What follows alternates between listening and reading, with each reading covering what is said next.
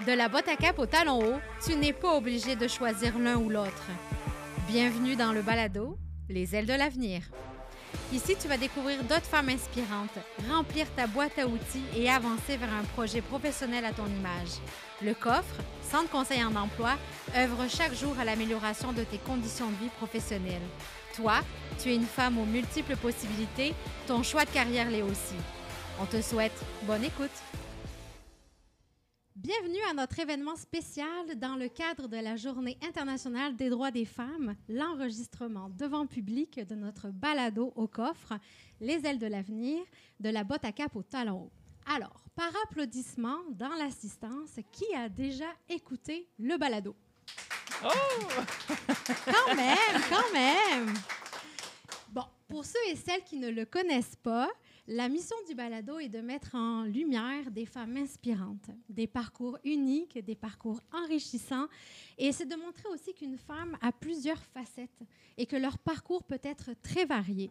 Nous souhaitons qu'elles aient tous les outils afin d'avancer vers un avenir professionnel qui leur ressemble. Alors, tout de suite, je vous présente nos invités. Accueillez chaleureusement, s'il vous plaît, mes invités. Je vais commencer par Caroline Moore. Bonjour. Alors, Caroline, tu es fondatrice du salon de coiffure éco-responsable Coiffe par Caroline. Oui. Tu es passionnée par les pratiques durables et les produits naturels. Tu allies beauté et respect de l'environnement. Bravo. Merci. Ton engagement va au-delà de la coiffure parce que tu es aussi présidente du conseil d'administration de Connexion Culture, qui est un organisme dédié au rayonnement des arts dans la région. Merci, Caroline, d'être avec nous ce soir. Ça me fait plaisir. Merci à vous. Merci d'accueillir également Madame Christine Normandin, notre députée, première femme députée élue dans la circonscription de Saint-Jean. Christine est une avocate de formation, une femme militante engagée. Elle a consacré sa carrière à défendre les droits des citoyens et à promouvoir des valeurs d'équité et d'entraide. Merci beaucoup, Christine, d'être avec nous ce soir. C'est vraiment un plaisir. Merci de me recevoir. Et je reçois également Marie-Ange Adousseau. Marie-Ange. Marie-Ange, fondatrice de MR Architecte, une entreprise établie en Montérégie et spécialisée en conception écologique. Architecte passionnée et engagée, Marie-Ange et son équipe allient expertise et approche humaine pour repenser notre manière de construire. Merci Marie-Ange. Bien, merci à vous pour l'invitation. Alors tout d'abord, je veux juste clarifier que nous nous sommes entendus que nous allons nous tutoyer ce soir, toutes les quatre, que Mme Christine Normandin m'a autorisée à l'appeler Christine. Donc, je voulais juste le spécifier pour que tout soit clair pour tout le monde. Alors, pour commencer cette découverte de vos parcours, justement, quelles sont les principales étapes qui vous a mené aujourd'hui? Christine? Bien, moi, j'ai un parcours un peu atypique à la base. Là, bon, je suis députée fédérale. Est-ce qu'il existe un cours 101 pour devenir fédéral? Non. C'est ça, il y a plusieurs parcours, puis c'est ce qu'on aime. On veut ressembler aux gens qu'on représente, donc on ne veut pas que ce soit quelque chose de monolithique, la classe politique. Et dans mon cas, je vais essayer de faire ça relativement court, mais j'ai toujours été une passionnée par tout. Je me suis intéressée à plein de choses au secondaire, ce qui fait que je ne savais pas qu'est-ce que je voulais faire au cégep, fait que j'ai fait un triple deck parce que je n'étais pas branchée, j'ai pelleté par en avant. Bon, le rendu à la fin du cégep, il fallait que je fasse quelque chose. Ce que je fais, j'ai quasiment tiré à pile ou face. Je me suis ramassée en sciences biomédicales. Okay. J'ai aimé ça, mais pas assez pour faire la maîtrise et le doctorat, comme on nous disait qu'on devait faire si on voulait avoir une job, parce qu'on avait oublié de nous mentionner avec ce bac-là qu'on n'aurait pas de job. Il fallait continuer. Il fallait continuer. Puis là, j'aime ça, mais les rats de laboratoire, c'est le fun à travailler avec, mais pour ce qui est du social, ça jase pas tant que ça. Puis là, je parle des collègues, je parle même pas des animaux. Là. Donc, il me manquait ce côté-là. Je me disais, je vais m'essayer avec le droit. J'ai fait un certificat. J'ai bifurqué comme ça souvent. Et à travers tout ça, ce qui était le fil conducteur, c'était l'implication. J'ai été présidente d'associations en droit, présidente aussi d'associations en biomède. Je m'impliquais dans plusieurs organismes communautaires. Et c'est de là que l'engagement politique est venu. Quelqu'un m'a vu et s'est dit, hey, on a besoin des fameuses candidates poteaux. Quand arrive une élection, il y a des gens qui se ramassent dans des circonscriptions, on va dire, moins faciles. Ils ont dit, la grande n'est pas trop nounoune, elle a sa carte de membre du Parti québécois, elle pourrait faire une bonne candidate. Et là, de fil en aiguille, je me suis ramassée à m'impliquer en politique. J'étais déjà indépendantiste, sympathisante du Parti québécois, et j'ai fait mes premières armes comme politicienne en 2008 avec une campagne générale où j'ai ramassé 15 % des voix, quand même, dans Saint-Léonard. Bravo. Et par la suite, j'ai continué à m'impliquer jusqu'à me retrouver quelques années plus tard avec un nouveau chef du Bloc québécois qui était à l'époque député quand j'étais présidente des jeunes du Parti québécois. J'ai dit, la grande, elle pourrait peut-être reprendre du service. Puis j'avais le goût de remettre l'épaule à la roue, même dans une élection qui s'annonçait pas facile en 2019. Moi, j'ai dit, si vous avez besoin encore de chair à canon, je suis prête à y aller. Et finalement, le vent a tourné et me voilà. Donc, finalement, c'est quelqu'un qui a allumé l'étincelle de cette carrière-là. C'est une série de portes qui se sont légèrement entrouvertes dans lesquelles j'ai mis le pied. À chaque fois, en plongeant un peu dans le vide parce que je croyais à ce que je faisais, parce que c'est un parti dont les valeurs rejoignaient les miennes, parce que je crois à l'indépendance. Puis je me disais, pourquoi pas? La belle synchronicité, finalement. Et voilà. Puis à chaque fois, de se dire, pourquoi j'essayerais pas? Pourquoi pas? Pourquoi pas? Puis à force de pourquoi pas, je me suis retrouvée ici. C'est vraiment, en tout cas, une très, très belle histoire. Caroline, la tienne? Oui, en fait... moi, j'ai cherché pendant longtemps ce que je voulais faire comme métier. J'étais au cégep, j'étais en technique de tourisme, j'ai fait un cours en psycho, j'ai fait un cours en arts et lettres, je cherchais, jusqu'à temps que je rencontre quelqu'un de passionné. Puis j'ai dit à ma mère, moi, c'est ça que je veux ressentir quand je vais faire mon métier. Ma mère, elle m'a dit, je te verrais coiffeuse comme cette personne-là. Puis je suis partie à rire. Puis j'ai fait, non. Puis finalement, j'ai pensé toute la nuit. Et j'ai fait, oui, hein. C'est un métier qui faisait partie de ma vie depuis toujours. Ma grand-mère est coiffeuse. Ça ne s'était jamais révélé à moi avant ça. Puis j'ai eu la chance d'être assistante de coiffeuse pendant au moins 1 an. Puis ça a été pour moi, c'était ça. Ça a été une révélation complètement. Puis j'étais allée à Montréal pendant 6 ans en coiffure dans un salon éco-responsable. Ça m'a beaucoup outillée, beaucoup appris aussi. Puis finalement, j'ai eu mon premier enfant. Puis j'ai réalisé que, Montréal, ça bouge beaucoup, ça va vite. Ça ressemblait plus à ce que je voulais. Et j'ai changé, je suis devenue travailleuse autonome. Puis là, un autre monde s'est ouvert pour moi. Puis j'ai fait, OK, je peux décider de mon horaire. C'est moi qui décide un peu tout. J'ai mes valeurs, j'ai ma vision. Là, j'ai vraiment fait le saut pour ouvrir mon salon après ça. Ça a comme été vraiment une révélation pour moi. Puis là-dedans aussi, j'ai connu les produits éco-responsables, des produits bio puis naturels. Puis là, on dirait que tout s'est un peu regroupé ensemble. Oui, puis c'est là que j'ai fait, ça me tenterait, c'est possible. Puis ça fait combien de temps que tu as ton salon maintenant? Ça va faire 3 ans en mai. Tu es située dans quelle ville? À Cowansville. Ouais. Donc, coiffe par Caroline à Cowansville, si jamais. Parce que faire du chemin pour trouver une bonne coiffeuse, on peut le faire, hein, les femmes, on peut le faire. Marie-Ange, quelle est ta belle histoire? Alors, si je reviens un peu à mon enfance, depuis toute petite, je rêvais de devenir architecte. La raison était simple, j'aimais tout simplement dessiner. J'imaginais, en fait, les gens dans des maisons. Et puis, je me disais qu'ils allaient être heureux. Donc, pour moi, c'était ça, un architecte. C'est quelqu'un qui faisait des maisons puis qui rendait les gens heureux. Donc, à l'âge de 18 ans, quand j'ai eu la possibilité, je suis partie étudier à l'école d'architecture à Paris dans un premier temps, Strasbourg, puis après Paris. Et j'ai été tout simplement fascinée par ce que j'ai appris. Ça m'a mis plus en force et en conviction que c'est ça que je voulais faire. Ça m'a apporté de la détermination. Puis, à un moment donné, je me suis dit, c'est bien ce que je vois en Europe, mais j'ai envie de voyager, d'aller ailleurs.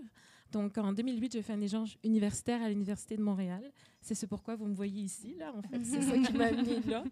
Et ça m'a renforcée encore plus dans l'idée que je voulais persévérer dans ce métier-là, puis poursuivre.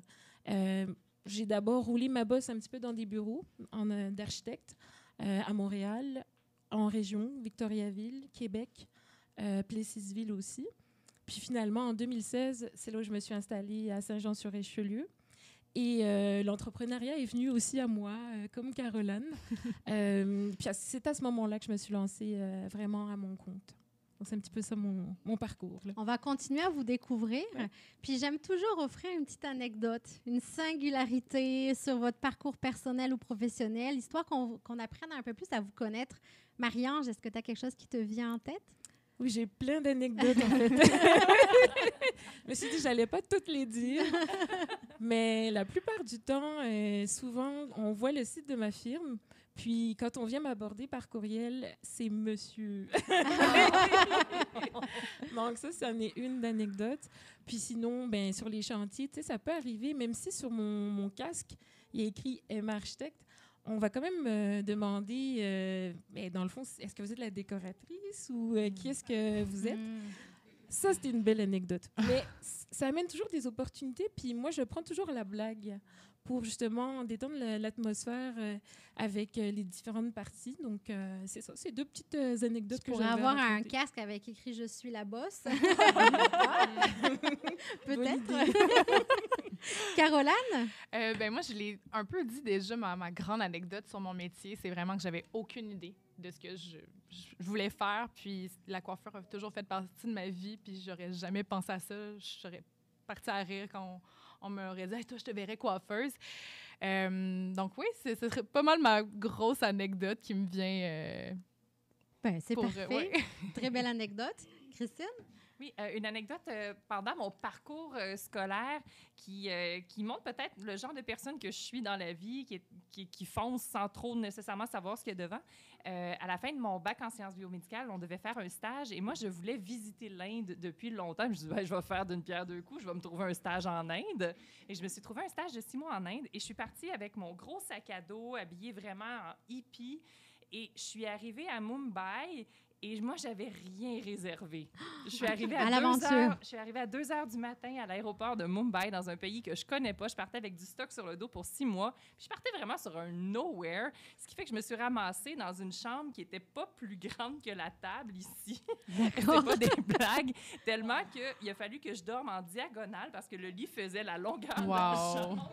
Et en Inde, ils sont un peu plus petits que mes 6 pieds 1. Oui, donc, je me suis vraiment ramassée dans un placard à balai pour première nuit à Mumbai, à dormir avec mon sac parce que ça rentrait pas plus dans la chambre. Donc, ça donne une idée du genre de personne que je suis. Moi, je pars en faisant confiance à la vie. C'est toujours le cas aujourd'hui? C'est encore pas mal le cas dans beaucoup de choses, oui. Donc, ça montre le style de personnalité que j'ai un petit peu. Ça égaye les histoires autour du feu. Voilà. Mais c'est parfait. C'est arrivé souvent dans des voyages où il a fallu que je me revire de bord sur un 10 cents parce que j'avais rien planifié. Puis finalement, cette expérience en Inde, est-ce qu'elle a été à la hauteur? J'ai adoré. Ça a été un super stage. En fait, ça a duré 6 mois. Et comme je travaillais avec des gens de laboratoire là-bas qui étaient des locaux, je me suis retrouvée, en plus du stage, à me promener un peu partout. Je suis allée dans des temples où les touristes ne vont pas. J'ai été invitée au mariage de la belle-sœur c'est des mariages de 800 personnes. Fait que moi, je me suis fondue dans la foule. J'avais appris à moi-même attacher un sari. Les filles dans la résidence où j'étais me disaient « Je suis même pas capable de le faire moi-même. C'est ma mère qui attache mon sari. Comment tu as réussi à faire? » Je me suis ramassée un paquet d'endroits dans les familles à gauche, à droite. Fait que ça fait voyager différemment. En fait, j'ai fait mon premier voyage exclusivement touristique pour cet été. Avant ça, tous mes voyages avaient une autre vocation. C'était un concours de plaidoirie, c'était un voyage politique, un voyage d'engagement humanitaire. Là, pour la première fois, je suis allée en Islande et je suis partie sur un road trip, j'ai loué un char, j'ai fait le tour, puis j'ai dormi dans le char. Ah, super! Voilà. C'était important pour nous de parler de valeurs profondes. Parce que les valeurs, c'est ce qui nous guide dans notre quotidien, c'est ce qui nous permet de faire nos choix. Et j'aimerais savoir en quoi votre métier résonne avec vos valeurs profondes. Caroline? Eh bien, moi, mon métier, probablement une des choses qui m'a le plus attirée, c'était vraiment de prendre soin des gens, de prendre soin de ma cliente, de prendre soin d'un travail d'équipe aussi. Ce que j'ai apprécié aussi, c'est vraiment d'avoir le choix dans mon horaire, une certaine liberté aussi pour pouvoir m'occuper de ma famille, parce que ça, c'en est une très grande valeur pour moi, c'est le niveau familial, de pouvoir faire, mais d'avoir autant, comme je disais, une liberté pour mon travail, de ne pas avoir à demander un congé pour être avec ma famille. Fait que ça, c'était la première chose vraiment qui me vient dans ma valeur profonde. Ça va être de faire mes choix selon aussi qu'est-ce que je veux offrir à ma famille comme temps, mais qu'est-ce que je veux aussi, c'est de pouvoir m'épanouir à mon travail. Donc, de trouver une certaine balance entre les deux aussi. Donc, c'est ce que mon travail m'apporte énormément. Donc, oui, prendre soin de mes clients, mais de prendre soin aussi de ma famille puis de mes enfants. Et de toi aussi, par la même occasion. Oui, exact. À ne pas s'oublier. Oui, c'est ça. Je pense que le côté de s'épanouir aussi comme femme, comme personne, c'est d'avoir un métier dans lequel je me reconnais. Puis ça me permet vraiment cette opportunité-là de ne pas faire de choix, en fait. Genre, les deux, je trouve une balance comme ça. Ouais. Marie-Ange? Moi, je dirais c'est l'humanisme. Parce que finalement, c'est bizarre, mais en tout cas, le métier d'architecte, à la base, je le voyais vraiment toujours comme ça. J'expliquais que vraiment, dessiner une maison pour quelqu'un, c'est le rendre heureux. Donc, l'humanisme vient vraiment rejoindre ça. C'est-à-dire, quand un client arrive au bureau, on le fait pour lui. On le fait pas pour nous, là, avant tout. Il nous explique un peu qu'est-ce qu'il veut faire. Puis, on essaie de transcrire ça dans un plan. Mais tout part d'un humain qui vient nous voir puis qui nous fait confiance. Et donc ça, je dirais l'humanisme, mais je dirais aussi l'authenticité parce que, quelque part, quand il vient voir Marie-Ange, il ne vient pas voir un autre architecte. Donc, c'est sûr que la façon dont ça va être fait, ça va être à la sauce Marie-Ange là, et l'équipe. Donc, finalement, il y a cette authenticité-là qui est là. Puis le respect. Donc, le respect dans toutes ses faces possibles. Autant le respect sur le chantier, les fournisseurs, le respect aussi des employés. Ça vient vraiment rejoindre toutes ces valeurs qui sont essentielles, en fait. Je trouve que le métier d'architecte, finalement, regroupe pas mal des valeurs que j'apprécie. Humanisme, authenticité, respect. Mais intrinsèquement, on choisit. Hein? Oui, c'est vrai. On choisit notre métier pour qu'il supporte notre... en fait, si on veut être 100% épanoui, notre métier supporte la plupart du temps nos valeurs profondes, ce qui nous rejoint, ce qui nous permet de nous développer. Toi, Christine? Moi, je dirais que c'est le don de soi. En fait, j'aime à dire que présentement, je suis payée pour faire ce que je faisais avant comme bénévole. Grosso modo, ma job, c'est ça, d'être rémunérée pour ce que j'aimais déjà faire bénévolement. Par exemple, quand j'étais avocate, juste avant d'être élue, j'avais gagné le prix du Jeune Barreau de Montréal comme avocate bénévole de l'année. Je donnais des heures à toutes les semaines aux gens pour qu'ils se préparent pour leur cause aux petites créances. J'allais sur l'heure du dîner au Palais de justice accompagner les gens. Je militais déjà pour les partis politiques, Parti québécois, Bloc québécois, parce qu'une de mes valeurs profondes, c'est l'indépendance du Québec. Et je continue à le faire, mais en étant députée. Et je continue à avoir des belles occasions de retourner à la société aussi. Quand quelqu'un vient au bureau, puis là, j'ai justement quelqu'un de mon bureau dans l'assistance, on a une super équipe qui a les mêmes valeurs de don de soi, de retour à la société. Puis c'est pour ça que ça clique bien l'équipe, parce qu'on veut tous la même finalité. On veut aider la personne qui vient nous voir. Il n'y aura jamais quelqu'un qui va venir nous voir à qui on va dire « Ah, sais-tu, c'est pas notre département. » On va trouver une façon d'accompagner cette personne-là. Donc, ce que je faisais déjà avant d'être élue, maintenant, j'ai l'occasion de le faire au quotidien puis de m'y concentrer parce que c'est mon travail maintenant. Puis, ton équipe qui est près de toi se rallie justement à ces valeurs-là parce que ça les rejoint également. Donc, oui. C'est merveilleux quand on sent qu'une équipe est aussi soudée puis avance dans la même direction. Exact. Puis justement, à travers les valeurs profondes, il y a des moments dans votre métier, sûrement, qu'il y a des éléments ou des conflits de valeurs. Donc, comment vous faites pour faire la part des choses et finalement accepter ces conflits-là? Nous, un bon exemple, c'est qu'on est 33 députés dans un caucus et c'est impossible que 33 députés soient constamment d'accord parfaitement sur tout et sur les décisions qu'on prend. Donc, on m'a déjà posé la question, il existe des lignes de parti. Dans les partis, qu'est-ce qui va arriver? Qu'est-ce qui arrive si jamais une décision est prise et qu'elle ne fait pas ton affaire? Heureusement, il n'est jamais arrivé de situation où une décision qu'on a prise comme parti passe tellement par-dessus mes valeurs que j'ai eu du mal à voter en faveur. Mais probablement qu'il ne s'est jamais arrivé parce qu'on travaille en conciliation et en collégialité beaucoup comme parti. On n'a jamais voté, par exemple, une décision au caucus. On s'organise pour que la décision rallie tout le monde et qu'on se retrouve dans une zone où on est confortable dans nos valeurs. Ça se peut que ce ne soit pas exactement la décision que j'aurais souhaité qu'on prenne, mais elle sera suffisamment proche pour que je puisse accepter de la soutenir et ensuite passer à une autre valeur qui est la collégialité. À partir du moment où on a pris une décision ensemble, on se tient ensemble et on la respecte ensemble. Donc, c'est comme ça que je concilie mes différentes valeurs à travers mon travail. Puis, je pense qu'on fonctionne de la même façon aussi au bureau. On travaille en collégialité. Si on n'est pas d'accord, on prend le temps de s'asseoir, de discuter puis de s'assurer qu'on arrive à un consensus. Marie-Ange? Oui, j'écoutais avec admiration ce que Christine disait. Mais j'irais aussi dans son sens, surtout que pour l'architecture, nous, ce qu'on regarde, c'est vraiment l'intérêt commun, l'intérêt supérieur, puis c'est surtout le client, c'est ce pourquoi on le fait. Donc, quand il y a des résistances au changement, ça arrive régulièrement, surtout qu'on travaille avec des ingénieurs en structure, des ingénieurs en mécanique, en électricité, puis même si on travaille sur un bâtiment, on n'est pas forcément tous conçus de la même façon. Puis, bizarrement, même si ça reste de l'architecture, il y a toujours de l'émotion qui est derrière ça. Et donc, c'est de gérer l'émotion en se disant, OK, l'émotion que je vais avoir, est-ce que ça vaut la peine de l'expliquer puis de la formuler de cette façon? Non, on prend un temps de respiration, puis on regarde qu'on travaille pour un client, puis c'est à ce moment-là qu'on expose la réalité en se disant, comment est-ce qu'on peut trouver un consensus? Donc, on va travailler de manière consensuelle. Puis, à ce moment-là, généralement, ça va bien. On est capable vraiment d'aller de l'avant dans des problématiques qui peuvent être réglées assez facilement en évitant les courriels, puis en s'asseyant autour d'une table. Généralement, c'est un peu comme ça qu'on fait la résolution de conflits en architecture. Caroline? Mais je me reconnais tellement dans... Tu sais, on a des métiers qui se ressemblent très peu, mais en même temps, on vit tellement beaucoup la même chose. Puis moi, c'est un peu ce que j'allais dire, c'est... Moi, je veux prendre soin de mon équipe, je veux prendre soin des gens autour de moi, mais je dois aussi me respecter là-dedans aussi, dans mes choix, dans qu'est-ce que je veux pour mon entreprise. Puis c'est de faire ce lien entre moi et l'autre, qu'est-ce qui est le meilleur aussi. Fait que c'est ce que je travaille à tous les jours, puis que des fois, je trouve difficile de, je veux faire plaisir à tout le monde, mais moi aussi là-dedans, comme la gestion personne, émotionnelle, comme entrepreneur, qu'est-ce que je veux, puis qu'est-ce que je pense qui est le mieux pour mon entreprise aussi.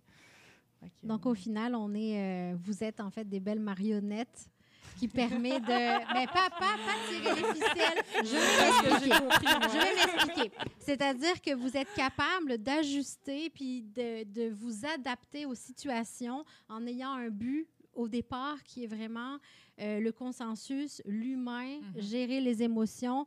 Donc, c'est vraiment ça, au final, ce qui vous rallie, même si vos environnements ne sont pas les mêmes. Ouais. Là, on est à l'occasion de la Journée internationale des droits des femmes. Je ne pouvais pas passer à côté de cette question-là. Quelle est votre vision du féminisme en 2025? Et là, tu me regardes. Et c'est une belle question. C'est difficile à définir parce que toutes les femmes sont différentes. Je regarde la salle, puis il n'y en a pas une qui est pareille. Puis je me dis que justement, c'est peut-être ça, justement, le féminisme en 2025, c'est que oui, on veut le mettre dans une boîte, mais il faut arriver à ce que la boîte soit très, très, très, très, très, très grande pour rentrer tout le monde dedans. Donc, je me dis que 2025, plus inclusif, plus varié, plus divers, puis plus en lien avec les réalités de chaque femme. Je le verrai un peu comme ça. Là. Caroline? Oui, absolument. Je pense qu'il faut saluer, célébrer ce qui a déjà été fait par les générations, par nos mères, par nos grands-mères. Mais je pense qu'il faut continuer avec tout ce qui se passe en ce moment. Moi, je vais vous le dire, je pense à ma fille aujourd'hui, puis je me dis, il faut qu'on continue. C'est pas fini, puis il faut continuer. Puis comme tu as dit aussi, c'est pour tous. Si on veut l'égalité, on veut autant chez les hommes au travail, chez les femmes. Le féminisme, ça va plus loin que juste chez les femmes aussi. Moi, c'est ce qui me vient comme ça pour cette si belle journée-là. On peut penser au féminisme maintenant par rapport à ce qui s'est fait par le passé, l'acquisition du droit de vote, l'équité salariale et compagnie. Mais je pense que ce qui définit le féminisme maintenant, c'est une espèce de lutte pour qu'on n'ait plus à parler de féminisme, que ce soit tellement acquis qu'il n'y ait plus de questions à se poser et que le féminisme fasse finalement juste partie de notre quotidien sans qu'on s'en rende compte. Qu'il y ait justement plus d'impression que de lutte à faire. Il y en aura toujours. Mais à partir du moment où on va arrêter de se poser la question, mais comment une femme arrive à concilier la vie familiale et le travail alors qu'on ne pose pas cette question-là à un homme? Moi, c'est ça ma vision du féminisme moderne, c'est qu'on arrête de parler de féminisme finalement. Puis que les femmes s'autorisent en fait à rêver grand. Exactement, exactement. Là, c'est des questions un petit peu plus personnelles à chacune, un petit peu plus ciblées. Puis, je vais poser la question à Marie-Ange. Sur ton site Internet, il y a une phrase qui m'a beaucoup... Oui, sur ton site, mais je vais te la lire. Comme ça, au moins, ça va te le rappeler. Tu nommes « En démocratisant l'architecture, nous voulons contribuer à la renaissance multiculturelle de la discipline et à la diversité de ses acteurs-actrices. » Oui, absolument. Oui. Alors, tu sais, tu es une jeune femme entrepreneur dans un domaine professionnel très masculin. Tu es issue de la diversité. Tu es immigrante au Québec. Comment tu as su trouver ta place et bâtir ta crédibilité en tant que femme et professionnelle? every day, tous les jours. Tous les jours, Il n'y un a pas de combat. jour où il n'y a pas ça. Mais comment ça a commencé? C'est, dans un premier temps, la volonté de faire une architecture qui me ressemble, de faire aussi un lien avec le client à la sauce Marie-Ange, et par la suite, de bâtir ma crédibilité. Donc, ça a commencé avec un premier client qui a accepté de faire affaire avec moi, un deuxième client, un troisième client, quatrième client, des municipalités qui font affaire aussi avec moi. Donc, c'est de bâtir sa confiance. Puis je pense même que c'est Pauline Marois qui disait ça. Quand on est une femme, il faut bâtir sa confiance. Donc, ma crédibilité, je l'ai bâtie vraiment avec ma confiance, mais avec la confiance qu'on m'a accordée aussi. Donc, de voir le résultat, en fait. Puis l'architecture, il n'y a pas de meilleur résultat qu'un bâtiment qui émerge. Donc, c'est construit. Puis je pense aussi que ça a été par la suite, à travers une série de, de formations. Donc, j'ai eu du mentorat. Je n'ai pas été seule non plus dans ça. Puis ça, je pense que ça fait une différence en tant qu'entrepreneur. Le mentorat, ça aide énormément parce qu'on se pose beaucoup de questions. Puis, de savoir que d'autres personnes sont passées à travers, ben, ça rassure. Parce qu'il n'y en a pas de facile. Puis, il n'y a rien qui est nouveau non plus. Il y a forcément quelqu'un qui a vécu ce défi-là. Puis, on n'est pas seul à vivre ces défis. Donc, c'est de les partager, de les nommer. Ça m'a beaucoup aidé. Savoir aussi. S'entourer, puis savoir demander de l'aide aussi, Oui. poser des questions. Absolument, tout à fait. Il existe aussi quand même des organismes, il faut que je puisse le nommer, qui sont spécialisés pour l'entrepreneuriat issu d'immigration. Ces organismes-là aussi, j'ai pu trouver ma place et j'ai pu aussi, trouver, non serait-ce que des mentors, mais aussi d'autres entrepreneurs. Parce que c'est pas seulement le mentor, mais ça peut être aussi, Caroline, tantôt, on discutait, on a jasé énormément. Là. Puis, rien que cette discussion-là, il y a un échange qui se fait et donc, il y a quelque chose qu'on retient et qui nous permet d'avancer. J'ai débordé sur la question. Mais non, mais c'est parfait. C'est parfait. Puis dans ton équipe, justement, parle-nous de ton équipe. Elle est composée de combien de personnes? Est-ce que c'est plus ou moins que des femmes, des hommes? 2 femmes. 2 femmes. Et 2 personnes qui sont issues d'immigration aussi. Donc, ça aussi, c'est important pour moi de pouvoir redonner au suivant. Faire en sorte que, justement, M-Architecte, on puisse avoir ce portrait-là qui est différent, là.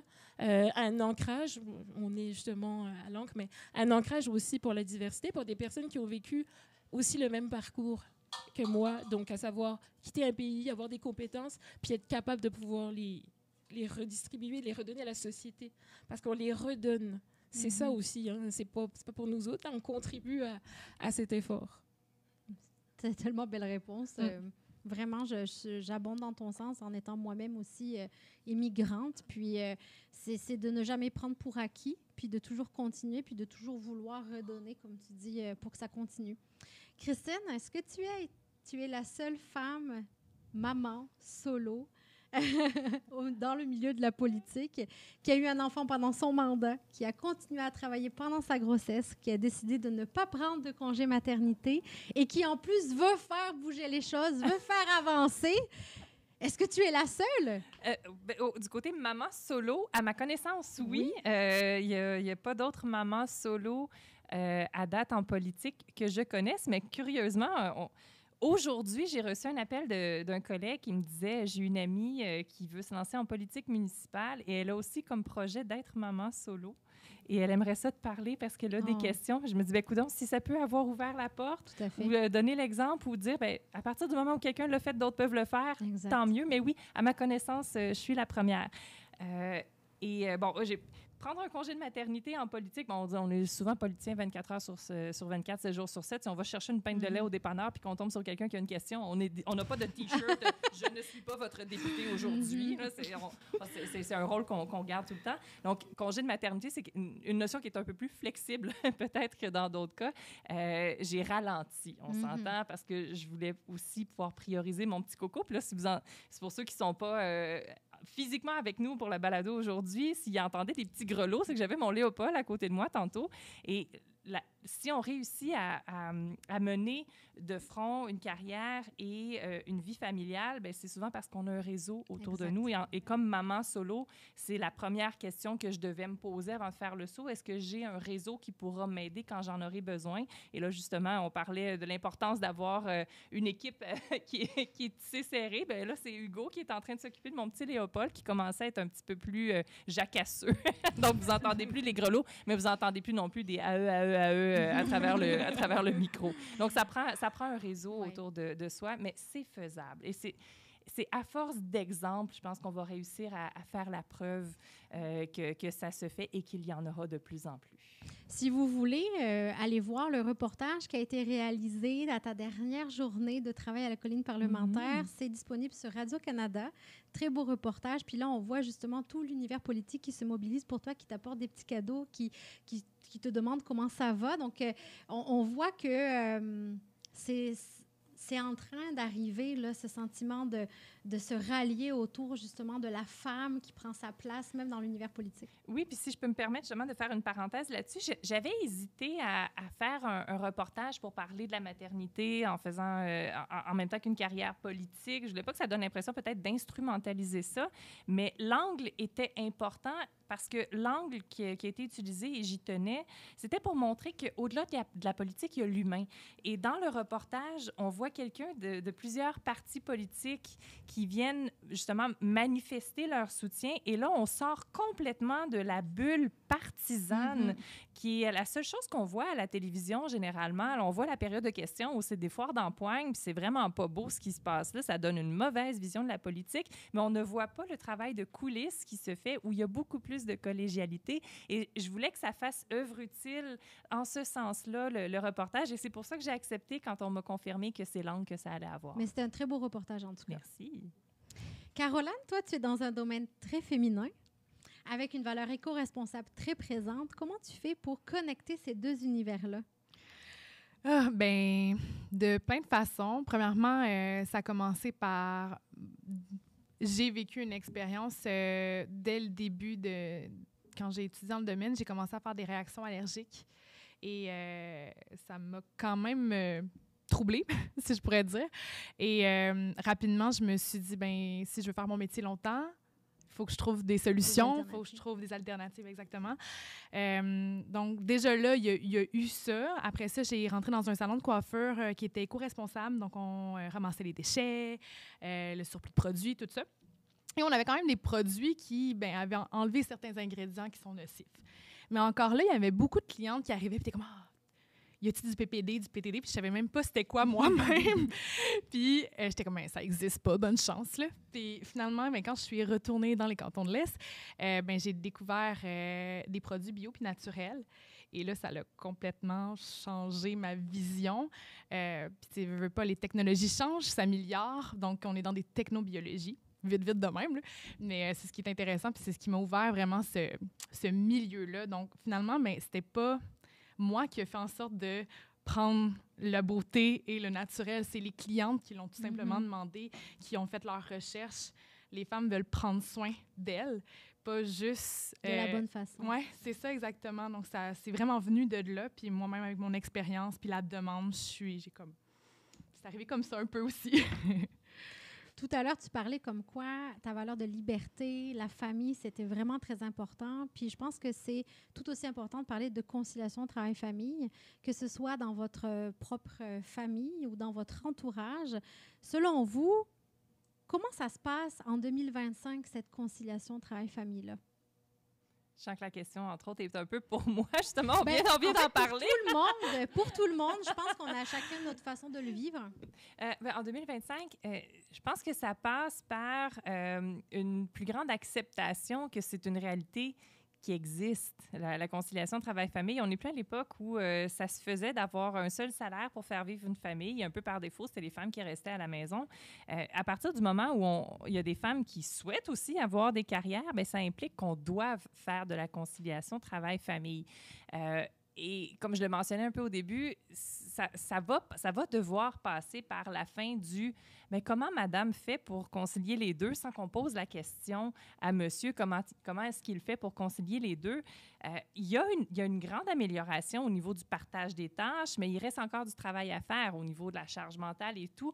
Et ça passe aussi par un travail personnel, par exemple dans une vie de couple. Moi, ça ne me concerne pas, je suis maman solo, mais il y a des statistiques qui disent que le seul moment où il y a un réel partage des tâches, c'est quand les deux parents sont en congé parental en même temps. Le reste du temps, c'est encore la femme qui a le plus gros de la charge de travail. Et ça, c'est un frein à plus de femmes dans des métiers. Fait que ça part vraiment du cocon familial pour qu'il y ait plus de possibilités pour les femmes. Et par la suite, il y a une deuxième étape qui est la mise en place de systèmes de soutien une fois que la femme est sur le marché du travail et qu'elle veut continuer, que ce soit plus d'accès à des garderies, des haltes garderies, des bons congés de maternité, de la flexibilité de travail, la possibilité de télétravail dans certains cas. Donc, ça doit se passer à deux niveaux, au niveau personnel, mais aussi au niveau plus structurel.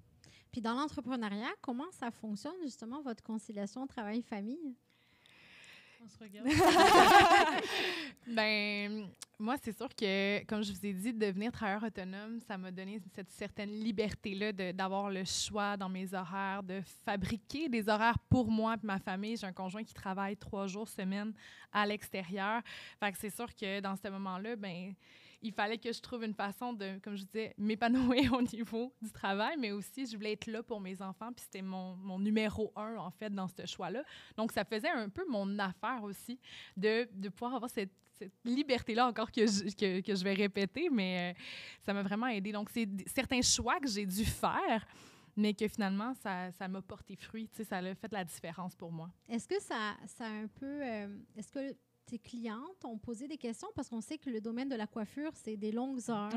Ça finit tard le soir. Ça travaille les fins de semaine souvent. Est-ce que tu as réussi à imposer justement ce schéma-là pour que ça convienne autant à toi qu'à tes clientes? Bien, je suis très chanceuse, mais oui. Mais je pense que justement, ça va un peu avec où qu'on s'en va. C'est que même mes clientes ont accès à plus de télétravail. Donc, moi, j'ai installé un endroit pour que mes clientes puissent travailler pendant qu'ils font leur temps de pause. Donc, j'ai installé quelques affaires pour vraiment faire la différence. Mais je le vois aussi, les gens ne demandent plus autant de congés. Tu sais, ça va être vraiment, hey, je fais mon travail, je vais être là, ça va être fait, mais je vais prendre ce temps-là pour moi aussi. Donc, j'ai pas eu à convaincre mes clientes à rester ou ça allait de soi un peu. Ça s'est fait un peu avec la pandémie aussi, que j'ai dû tout refaire ma clientèle. Et là, ben, l'accessibilité au télétravail est venue en même temps aussi. Donc, j'ai été quand même assez chanceuse. Est-ce que tu as une équipe qui travaille avec toi? Oui. Ouais. Est-ce qu'elles ont accès aux mêmes facilités? Oui, ben, c'est sûr qu'ils font encore leur clientèle, mais oui, absolument. On le voit beaucoup que les horaires sont plus libres, les clientes sont plus disponibles de jour.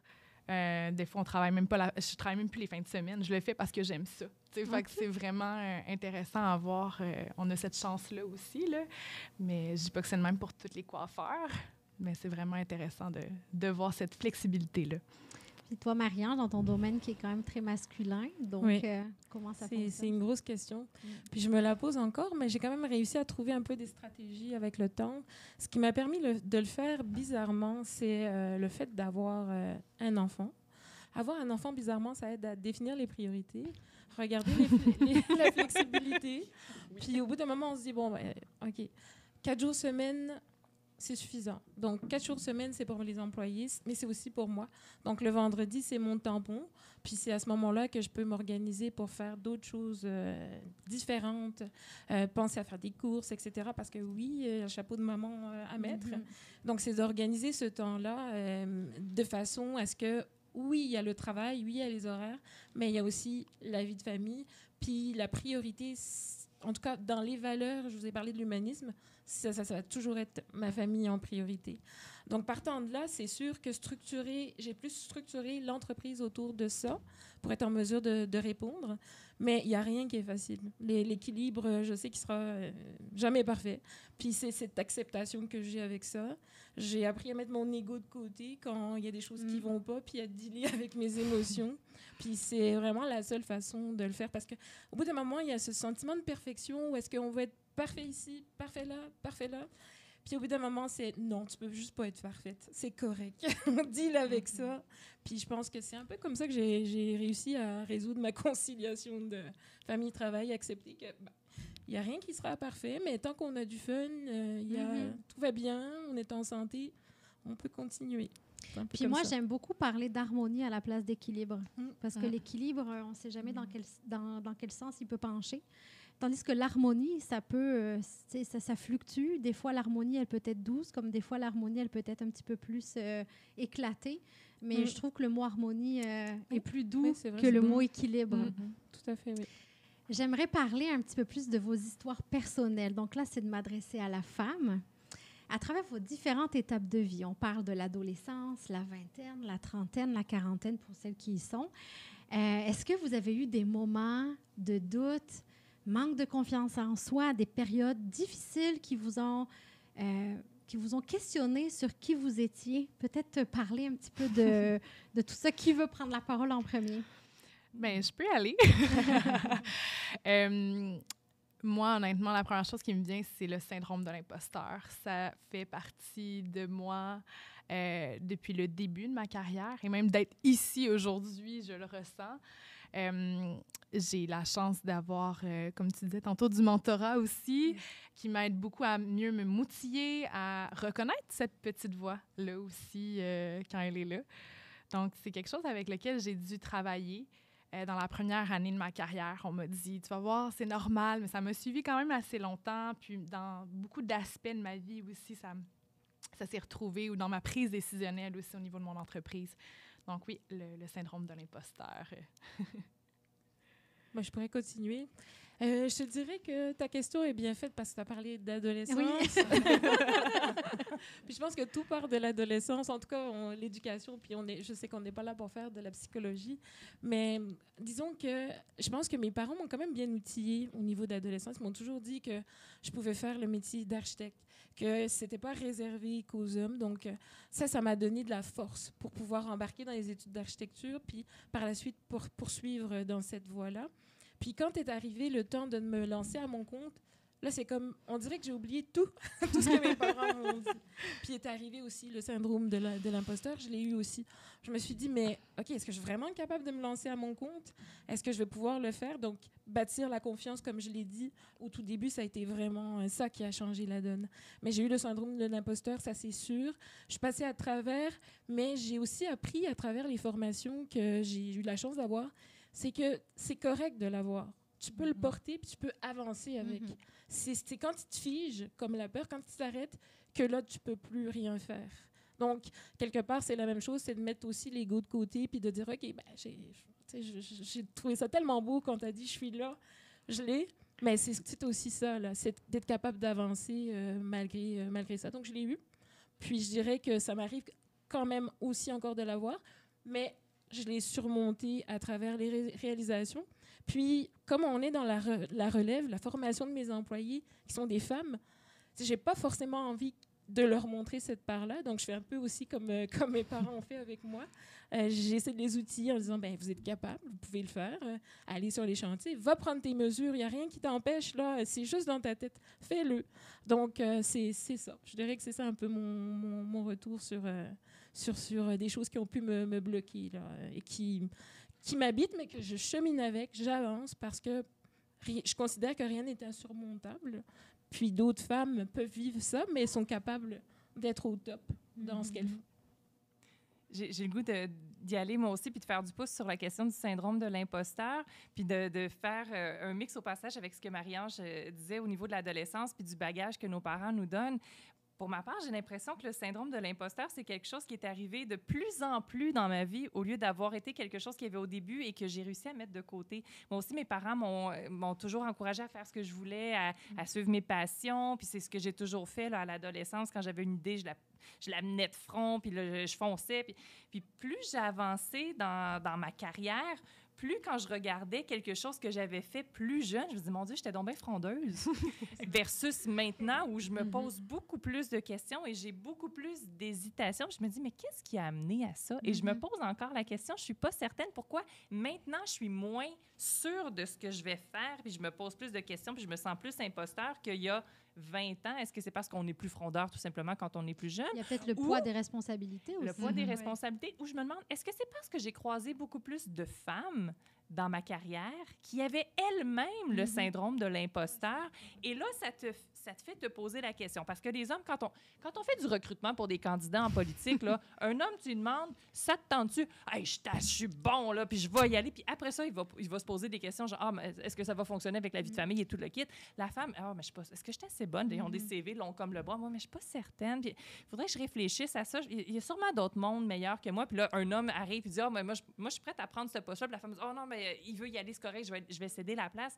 Donc, à force de voir ça, peut-être qu'à un moment donné, ça s'instille, puis nous-mêmes, on se remet en question parce qu'on a vu d'autres femmes réagir comme ça. C'est pour ça que j'espère qu'on arrive à un moment où il y aura un revirement et on aura de plus en plus de femmes qui foncent et qui deviendront des modèles pour qu'on ne soit pas confronté au syndrome d'imposteur des autres et que ça le crée parfois peut-être chez nous.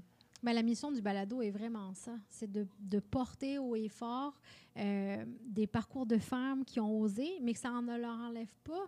Des fois, les doutes, ça ne leur enlève pas le côté émotionnel à gérer les grandes expériences qu'on a à vivre, mais on avance parce qu'on a une vision. Et c'est de donner cet espoir-là aux femmes, de dire, bien, vous êtes capable d'avancer avec votre propre vision, avec vos rêves. Puis, justement, j'ai cette question-là. Est-ce que vous avez des modèles de femmes, vous, qui vous inspirent?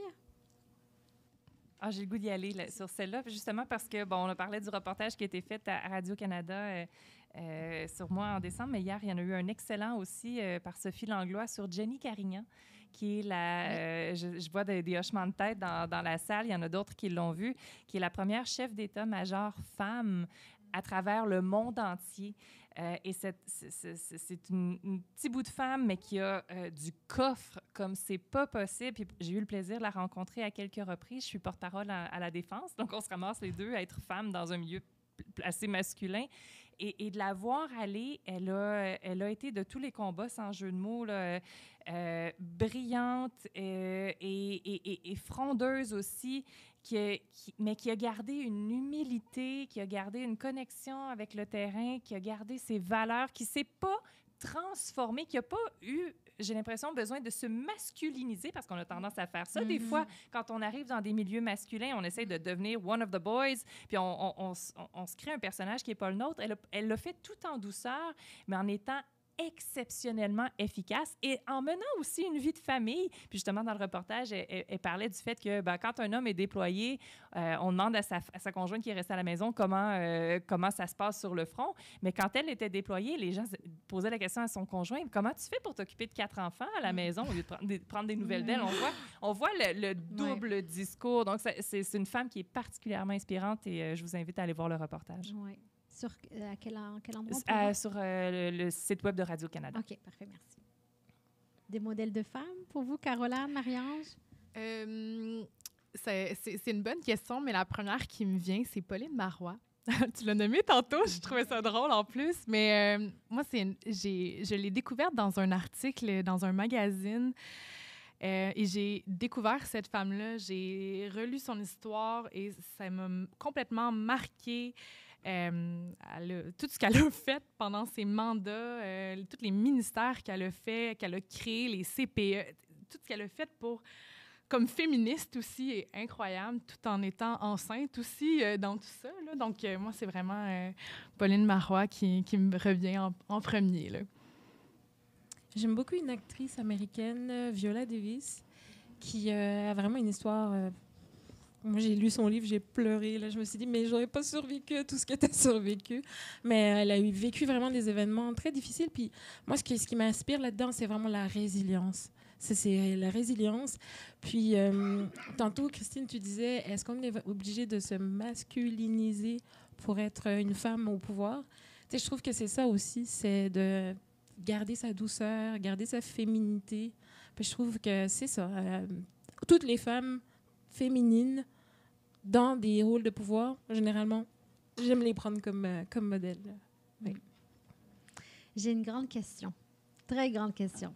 Et si demain, tout s'arrête pour vous professionnellement, qu'est-ce que vous ferez? C'est dur. Ouais, l'architecture, c'est vraiment c'est une passion. Et je dirais que probablement, j'aime bien enseigner aussi. J'ai ce côté-là. Puis peut-être, j'essaierai de voir s'il y a la possibilité d'enseigner en architecture, éventuellement. Moi, je pense que ce serait ça ma seconde option. Là, je ne le souhaite pas, par exemple. Mais c'est beau de voir, est-ce qu'il y a d'autres choses éventuellement qui pourraient vous passionner tout autant, finalement? C'est drôle parce que moi aussi, c'est ma réponse, l'enseignement, parce que les gens me posent la question, est-ce que tu retournerais en droit? Je faisais de l'enlèvement international d'enfants comme avocate, mais replonger là-dedans serait difficile. Une fois qu'on a été déconnecté pendant longtemps, on perd un peu l'habitude des tribunaux, puis il y a beaucoup de choses qu'on apprend sur le tas, entre gros guillemets, puis que ça change au fur et à mesure, fait que c'est difficile de replonger dans le bain. Puis comme nous, on n'est jamais à l'abri de perdre notre job avec un claquement de doigts, d'une élection à l'autre, la question se pose quand même. Et l'enseignement, moi aussi, c'est quelque chose qui est ressorti. Ma sœur est enseignante en partant, donc c'est un beau modèle pour moi.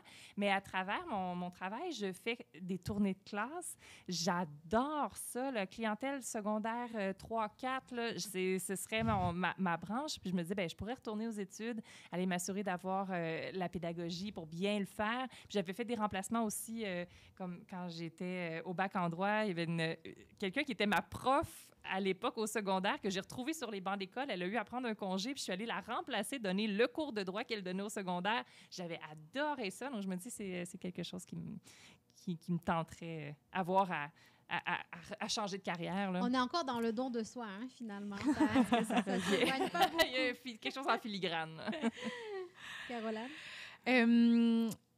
Après réflexion, je pense que je resterais quand même dans l'entrepreneuriat. Donc, dans l'entrepreneuriat de quoi? Je ne sais pas, mais j'ai beaucoup évolué dans ces 2 ans-là que je suis passée de coiffeuse entrepreneur, puis je réalise que c'est quelque chose que j'aime beaucoup.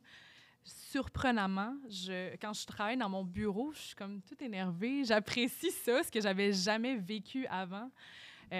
Mon métier m'apportait beaucoup en bougeant, en parlant, tout ça. Puis finalement, je me prends par surprise à aimer travailler en bureau. Puis, je sais pas, c'est là que toutes les idées se bousculent aussi pour moi. Fait avoir un travail encore qui m'amène ça, je pense que ça serait ça à ce moment-là. On est déjà rendu à la fin. C'est passé vite, hein? J'ai une dernière question quand même. Quel serait le conseil que vous donneriez aux femmes afin qu'elles poursuivent leurs rêves? De se faire confiance. De se faire confiance. On peut pas se tromper quand on se fait confiance. On finit toujours par trouver notre chemin, puis de pas essayer trop de plaire aux autres. On finit juste par se perdre quand on fait ça. Faites ce qui vous passionne.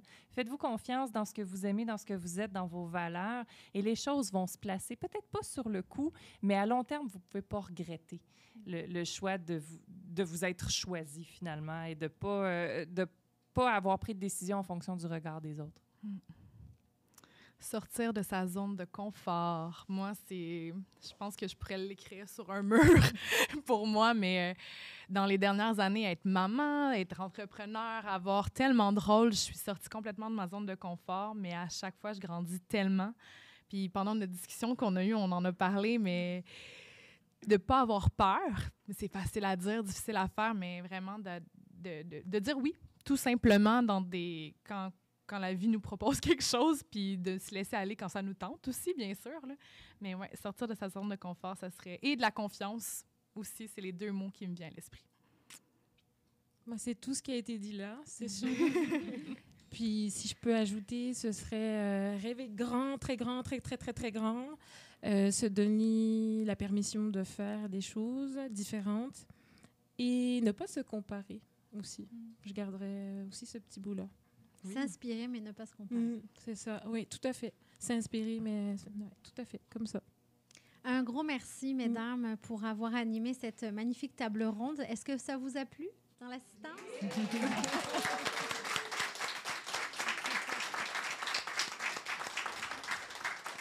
Je vous souhaite une bonne continuation dans l'entreprise que vous avez, votre mission de vie. Et puis, j'espère vous recroiser à un moment donné. Merci beaucoup. Merci. Tu as aimé cet épisode? On a piqué ta curiosité? On t'invite à venir nous rencontrer à nos bureaux ou sur nos réseaux sociaux. Alors, à bientôt!